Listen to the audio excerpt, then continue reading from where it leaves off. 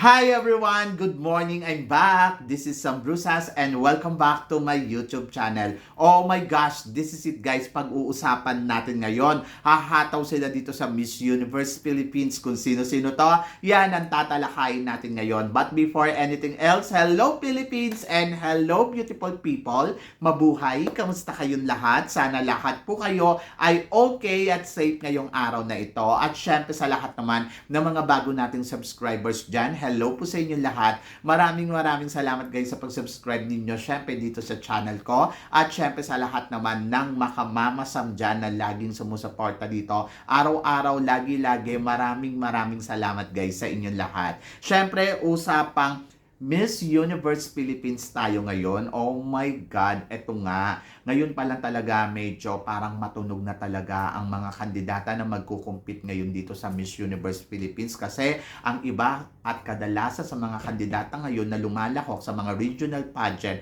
ay galing sa Binibining Pilipinas. O, di ba? Talaga namang masasabi ko from Binibining Pilipinas to Universe rather. Medyo nakaka-excite kasi kung sila talaga ang magiging officially candidates dito sa Miss Universe Philippines, oh my God, malolohak tayo ng bogang-boga sa darating na edition na Miss Universe 2024. So sa ngayon medyo meron tayong 4 na pangalan na talaga naman, oh my God, nakaka-excite. Hindi pa man nagsisimula ang Miss Universe Philippines, pag nagkataon na sila 4 ay maglaban-laban dito sa Miss Universe Philippines. Oh, exciting to, di ba? Isa na nga dito na nauna nang i-announce na official talaga na magiging kandidata ay wala nang iba kundi si Natasha Jones. Yes, si Natasha Jones talaga isa sa mga maingay na kandidata na oh my God, kaabang-abang kasi hindi lang siya galing sa Binibining Pilipinas, galing din siya sa Miss World Philippines. Oh, so ngayon pa lang interesting na kasi medyo maingay na ang pangalan ni Natasha Jones sa competition ng Miss Universe Philippines. So si Natasha Jones kasi ay nanalo sa Miss Kagangang 2023. Siya yung tinanghal na Miss Universe Philippines Kagangan para ilaban sa darating na national pageant sa Miss Universe Philippines 2024. So, sa madaling salita, siya na ang isa sa mga magiging official candidates dito. At tingnan natin kung ano yung ipapakita ni Natasha Jones. Ako para sa akin, siguro ang aabangan ko sa kanya yung transformation talaga. Yung transformation from the Binibining Pilipinas beauty queen na makikita mo sa Miss Universe na kung ano yung ipapakita niya. And then, of course, interesting kasi magaling din to pagdating sa kanyang communication skills. 100% talaga. Panalo ang communication skills ni Natasha Jong. And ngayon pa lang na-excite na ako sa kanya. Sa totoo lang, sobrang grabe. Ano ba ang dapat nating abangan? Ano ba yung makikita natin sa kanya? Ano ba yung mga pasabog? Oh my God, parang gusto ko tuloy siya interviewin. O, di ba? So, I'm interested talaga kay Natasha Jong kasi isa to sa mga magaling kumuda pagdating talaga sa beauty pageant. And then, tingnan natin ngayon kung kaya niya bang manalo dito sa Miss Universe Philippines. O, di ba? And then, eto pa, matunog na pinag-uusapan. Kahapon talaga sumabog to sa social media ang pagsali ni Chris Stephanie Johnson dito sa Miss Universe Philippines Cebu. Hindi pa man siya nananalong Miss Cebu, pero bilang kandidata ng Miss Cebu ngayong taon na to after 10 years ay talaga namang kaabang-abang to si Chris Stephanie Johnson dito sa competition ng Miss Cebu ngayon. Kasi sa mga hindi pa po nakakaalam, si Chris Stephanie ay dating Miss Intercontinental candidates noong 2014 kung saan nanalo siyang Binibining Pilipinas Intercontinental. And then, naging second runner-up siya sa Miss Intercontinental at ngayon nga, sasali sa Miss Cebu. Imaginein mo, wala siyang takot talaga na bumaba sa kanyang trono para sa maging kandidata ng isang regional pageant nga ng Miss Cebu. At exciting to kasi syempre marami siyang makakalaban dyan na matitindi. Pwedeng manalo, pwedeng matalo, di ba? But ang tanong, mananalo kaya dito si Chris Stephanie para makarating sa competition ng Miss Universe Philippines? So, yon. So, ako para sa akin, malaki yung chance talaga niya na masungkit ang corona ng Miss Cebu. Una, syempre galing to sa Binibining Pilipinas. at alam niya kung paano mag-compete sa entablado. Plus, nandoon yung credential kasi. Syempre, malaking bagay ito na makakatulong para masungkit niya ang corona ng Miss Cebu. And then, pag nagkataon na siya ang ipapadala ng Cebu para sa kanyang laban dito sa Miss Universe Philippines, magandang bardagulan to mula kay Natasha Jong at saka kay Chris Stephanie Johnson. Ako ang inaabangan ko sa kanya siguro yung transformation kasi medyo 10 years iba yung itsura niya noon, iba yung itsura niya ngayon.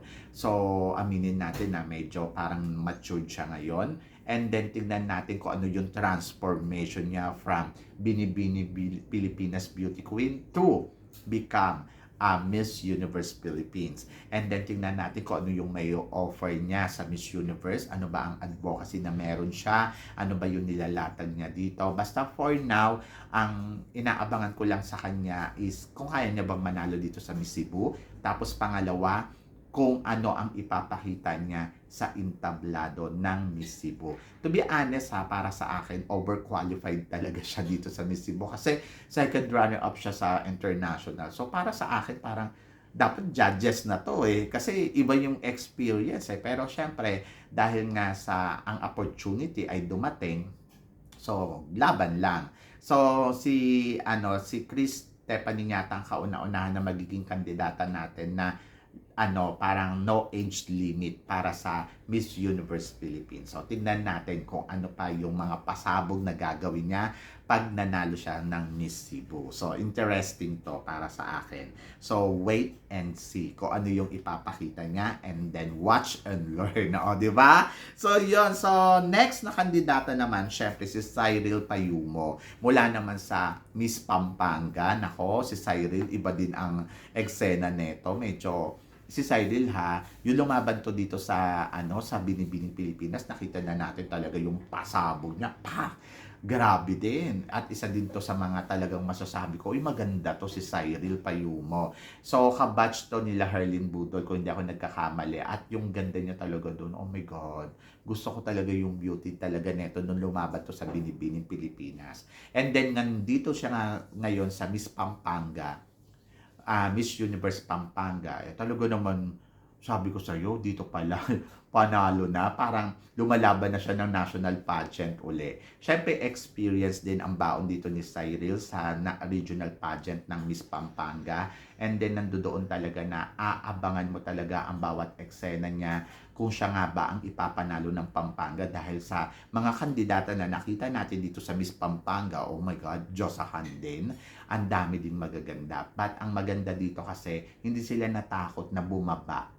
Alam mo yon na para lumaban sa isang regional pageant uli. Kumbaga, magsimula para patungo doon sa tagumpay nila to become a next Miss Universe Philippines. Di ba? So, yun yung nakaka-excite dito kay Cyril. At malaman natin kung ano nga ba yung i-offer niya sa entablado ng Miss Universe Philippines, kung ito ba ay kaya niyang pantayan yung nagawa ng ating pambato noong nakaraang taon na si Michelle D. Ganito ba yung may offer, di ba? So, yun yung kaabang-abang. But, wish all the best para kay Cyril Payumo. And then, tignan natin kung siya nga ba ang ipapadala ng Pampanga sa darating na Miss Universe Philippines at kung makakapag-compete nga ba siya kasabay dito nila Chris Stephanie at saka ni syempre Natasha Jong sa competition ng Miss Universe Philippines for 2024. And then, of course, isa pang maingay na kandidata din talaga na pinag-uusapan talaga sa social media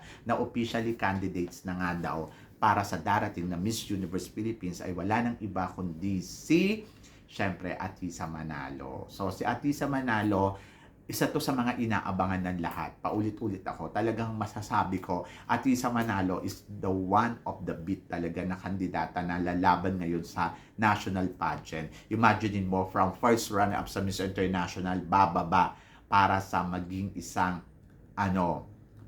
kandidata sa isang Miss Universe Philippines uli na national pageant. So, hindi madali ito. Kasi from Binibining Pilipinas to Miss Universe Philippines. So, ngayon, wala pang nananalo na from Binibining Pilipinas. So, baka ngayon taon na to sa history ng Miss Universe Philippines, may manalo na. Kasi madalas, Miss World Philippines to Binibining Pilipinas. And then ngayon naman ay Miss World Philippines from Miss Universe Philippines. So ngayon tingnan natin kung mayroong from Binibining Pilipinas to Miss Universe Philippines. So ayan yung mga nakaka-excite, di ba? So medyo nakakakaba kasi syempre ang aabangan mo dito kay Atisa Manalo, sabi ko nga kanina sa live ko, dalawa lang.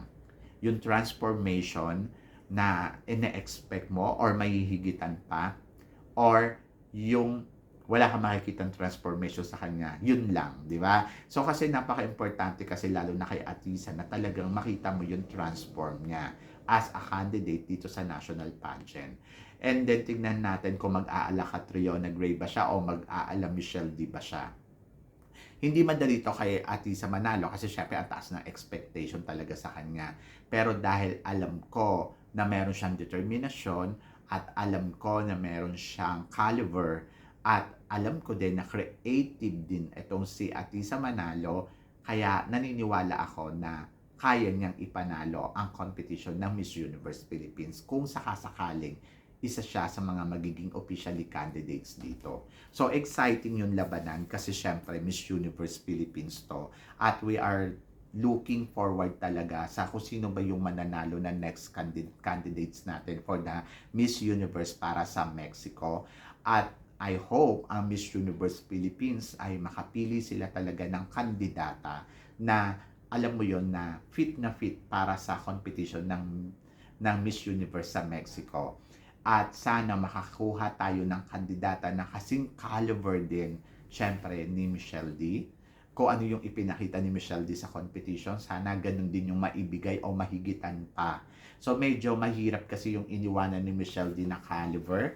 But syempre mag-expect tayo na sana may makuha tayong ganong kandidata. At yung kandidata na makukuha natin ay sana makaariba ng more, di ba? So yun yung exciting moment na aabangan natin ngayong taon na to dito sa Miss Universe Philippines, na talagang ngayon pa lang na-excite na ako. So ngayon pa lang matutunog na yung mga kandidata na nagsisisalihan sa mga regional pageant. So abangan natin kung sila nga ba ang magtatapat sa darating na Miss Universe Philippines for 2023, di ba? At 2024. Are you excited, guys? Kasi ako, yes, sobrang excited ako. Oh my God, magandang bardagulan to pag nagkataon. Talagang magkakasubukan talaga yung galing ng mga binibini queens natin sa iisang pageant ng Miss Universe. So, at least, di ba, nabigyan sila ng opportunity na mag-compete uli. Yun yung importante. Plus, abangan pa natin kung sino pa yung mga kandidata na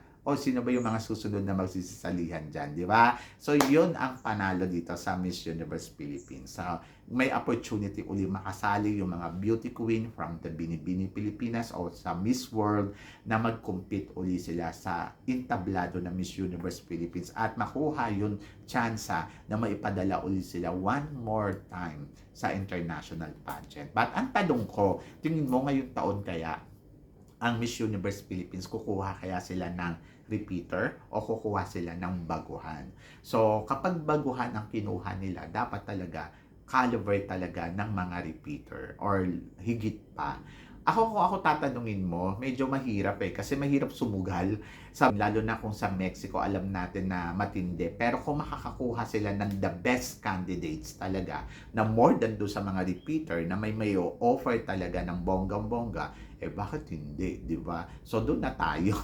But, kung wala naman, I go for the repeaters. Kasi parang feeling ko, at least, medyo alam na nila yung galawan pagdating sa entablado ng competition, di ba? So yun, lalo na dito sa Miss Universe Philippines, hindi kaya ganun kadalito. Kailangan magaling at palaban yung kandidata. Kaya ayun yung aabangan natin sa darating na Miss Universe, di ba guys? So kayo guys, ano guys ang masasabi ninyo dito sa mga pinag-uusapan natin ngayon? So please comment below para at least malaman ko naman kung ano naman ang chika mo sa mga tinatalakay natin. So yun guys, maraming salamat syempre sa inyo lahat sa walang sawang suporta na binibigay ninyo dito sa channel ko. At sa mga hindi pa po nakakasubscribe dyan, please don't forget to click like and subscribe my channel at i-click nyo na rin po ang notification bell para lagi kayong updated. Syempre, sa aking mga chika, sabi ng ganon, always keep smiling and always think positive. Walang imposible, guys. Magtiwala lang tayo sa itaas. Kaya guys, hanggang dito na lang.